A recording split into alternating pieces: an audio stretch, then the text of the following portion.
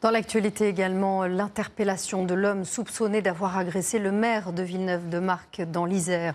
Il a été arrêté à quelques kilomètres des lieux où l'élu a été blessé à l'arme blanche. Le suspect ce soir en garde à vue. Il est connu dans le village et personne ne s'explique ce violent passage à l'acte. Elsa Salit et Cléa Joanne. Après 40 heures de recherche, le suspect a été arrêté vers 11h30 ce matin, dans la commune de Charentonnet en Isère. L'homme se trouvait sur la voie publique, à une dizaine de kilomètres du lieu de l'agression. Selon le parquet de Grenoble, il n'était pas armé. L'interpellation s'est déroulée sans difficulté.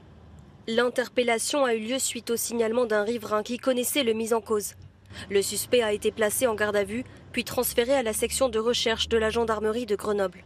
À Villeneuve-de-Marcq cet après-midi, cet habitant est soulagé. Je pense que oui, c'est rassurant de savoir qu'il a été quand même arrêté. L'homme de 60 ans était en fuite depuis mercredi soir, recherché par les gendarmes après l'agression de Gilles Dussault, le maire de la commune.